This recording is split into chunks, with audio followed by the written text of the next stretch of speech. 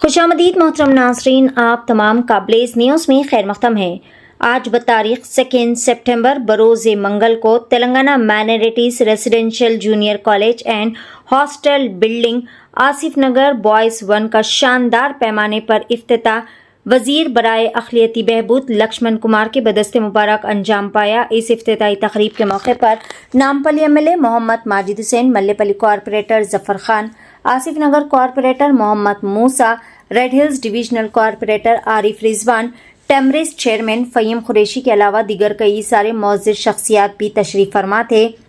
Media conference से खुसूसी खिताब करते हुए नामपल्ली एमएलए मोहम्मद माजिद हुसैन ने बताया कि साल 2022 में ऑल इंडिया मजलिस इत्तेहादुल मुस्लिमीन पार्टी सरबराह व हैदराबाद रुकने पार्लियामेंट बैरिस्टर असदुद्दीन ओवैसी की मुकम्मल जद्दोजहद और कोशिशों से इस इदारे का संग बुनियाद रखा गया था और आज अल्हम्दुलिल्लाह ये शानदार इमारत मुकम्मल तौर पर तैयार हो चुकी है ताकि बच्चे बेहतरीन तालीम हासिल करके अपने मुस्तकबिल को रोशन बना सके। आइए जानते हैं खुसूस में मुकम्मल तफसीलात ब्लेज न्यूज़ के साथ।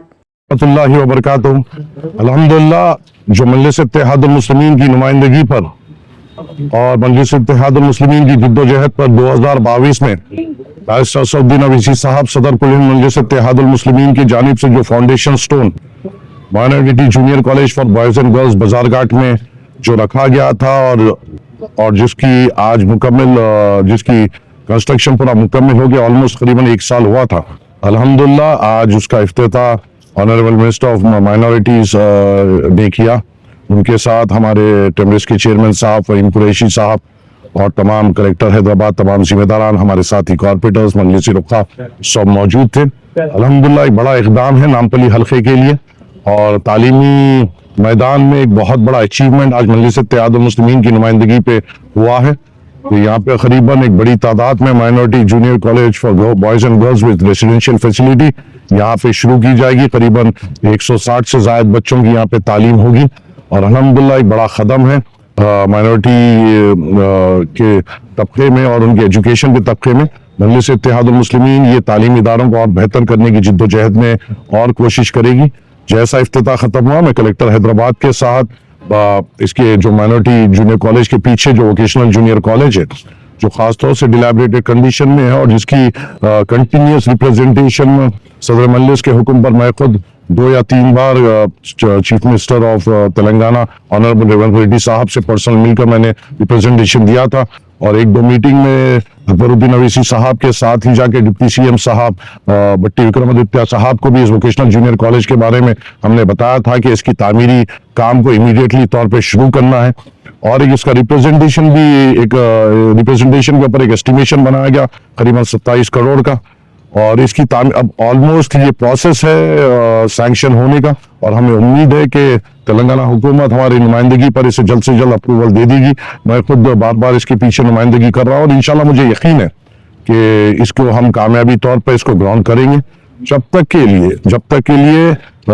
मैंने खुद ये अभी तय किया है कि सदर मजलिस ने मुझे ये भी हुक्म दिया है कि तुम फौरी तौर पर अपना जो SDF फंड है उसको फौरी तौर पर हम दूसरे कामों में लिए थे उसको रुकाते हुए हम यहाँ पर फौरी तौर पर यहाँ पर एक 2 मंजिला इमारत और एक टेम्पररी शेड यहाँ पर बनाएंगे कि इमीडिएटली तौर पर ये बच्चों को उसमें शिफ्ट किया जाए और उनकी तालीम जारी रहे और उस असना में इंशाल्लाह इस बिल्डिंग को डिमोलिशन करते हुए इसका तामीराती काम शुरू किया जाएगा। उम्मीद है कि हम मजलिस इत्तेहादुल मुस्लिमीन के तमाम जिम्मेदारान जो नामपल्ली में हम मिलकर इंशाल्लाह अवामी तवक्कुआत पे खरे उतरेंगे और यहाँ पर तालीमी इदारों में बहुत बेहतर सहूलतें हम देने की पुरजोर कोशिश करेंगे और इंशाल्लाह अल्लाह की मदद से कामयाब भी होंगे इंशाल्लाह। शुक्रिया। మా గౌరవ ముఖ్యమంత్రి రేవంత్ రెడ్డి గారి నేతృత్వంలో కూడా 2022 నుంచి మొదలైనటువంటి మైనార్టీ జూనియర్ కళాశాల ఆసిఫ్ నగర్ సంబంధించి భవనం ప్రారంభోత్సవ సందర్భంగా స్థానిక ఎమ్మెల్యే గారు हमारा भाई साहब है, हमारा फ़हीम भाई चेयरमैन है, हमारे डिस्ट्रिक्ट कलेक्टर, हमारे सेक्रेटरी गाరు ప్రిన్సిపల్ అందరూ కూడా ఈ మైనార్టీ మినిస్ట్రీగా బాధ్యత తీసుకున్న 2.5 months తర్వాత హైదరాబాద్లో ఉన్న Asif Nagar junior boys college సంబంధించినటువంటి హాస్టల్ అండ్ కాలేజ్ బిల్డింగ్ ప్రారంభించడం రావడం జరిగింది. ఏదైతే రాష్ట్రంలో ఉన్నటువంటి సుమారు తెలంగాణ రాష్ట్రంలో 40 మైనార్టీ బిల్డింగ్స్ చివరి దశలో ఉన్నాయి. 20% బడ్జెట్ కేటాయిస్తే ఈ రాష్ట్రంలో అనేక మైనార్టీ స్కూల్స్ కానీ అదేవిధంగా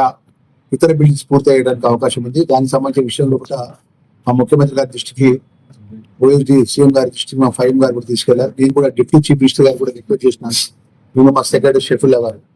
సార్ ఏదైతే ఈ రాష్ట్రంలో ఉన్నటువంటి మైనార్టీలకు సంబంధించిన విషయంలో కూడా ఆ పిల్లలకు చదువుకు సంబంధించిన బిల్డింగ్స్ అన్ని కూడా 80% పూర్తయినాయి. 20% బడ్జెట్ రిలీజ్ చేసినట్టయితే 40 కోట్ల రూపాయలు రిలీజ్ చేసినట్టు కంప్లీట్ అవుతాయని చెప్పేసి డిప్యూటీ చీఫ్ మినిస్టర్ గారు, నేను మైనార్టీ వెల్ఫేర్ సెక్రటరీ షెఫుల్లా గారు ఇద్దరం రిక్వెస్ట్ చేయడం జరిగింది. అదేవిధంగా మా ఫైన్ కురేష్ గారు కూడా ఓఎస్డి శేషాద్రి గారితో సీఎం గారి ముందు కూడా చెప్పడం జరిగింది. ఈ రాష్ట్రంలో మైనార్టీలకు సంబంధించిన సంక్షేమ విషయంలో కానీ, మైనార్టీ పిల్లల చదువు విషయంలో కానీ గౌరవ ముఖ్యమంత్రి రేవంత్ రెడ్డి గారు ప్రత్యేకంగా ఈ చదువు అనేది ఒక గొప్ప సర్వీస్, అంటే పిల్లలకు మంచి ఎడ్యుకేషన్ ఇచ్చినట్టయితే వాళ్ళ భవిష్యత్తు ముందుకెళ్తానే విషయంలో మైనార్టీ కానీ, ఎస్సీ గురుకులాస్ కానీ, ఎస్టీ గురుకులాస్ కానీ, ట్రైబల్ గురుకులాస్ కానీ ఆ కన్సర్న్ మంత్రి గారిని రిక్వెస్ట్ చేస్తూ ఏంటంటే ఏ రాష్ట్రంలో ఇప్పటివరకు గత 10 సంవత్సరాల నుంచి రాజ్యంలో ఉన్నటువంటి, గత ప్రభుత్వంలో ముఖ్యమంత్రి ఉన్నటువంటి అప్పుడున్న కేసీఆర్ గారు కానీ, అప్పుడు మంత్రులు కానీ ఎవరు కూడా పిల్లలకు సంబంధించిన ఎడ్యుకేషన్ విషయంలో కూడా ఇంత గొప్పగా ఈ గౌరవ ముఖ్యమంత్రి రేవంత్ రెడ్డి గారు ఆలోచన చేసే విధంగా ఎవరు కూడా ఆలోచన చేయలేదు. ఈరోజు ఈ రాష్ట్రంలో ఉన్నటువంటి 33 జిల్లాలు యంగ్ ఇండియా అని ఒక concept all gurukuls, SC ST minority gurukuls సంబంధించిన పిల్లలంతా కూడా సుమారు 2 నుంచి 3 వేల మంది స్టూడెంట్స్ ఒకటే ఇన్స్టిట్యూట్ చదువుకునే విధంగా యంగ్ ఇండియా తరఫున 200 కోట్ల రూపాయలు, అంటే 200 crores డోస్ సౌకర్యం 200 కోట్ల రూపాయలతో ఒక్క నియోజకవర్గంలో పట, అంటే ఒక్క కాన్స్టిట్యూన్స్ లో పట 25 ఎకరాల విస్తీర్ణతలో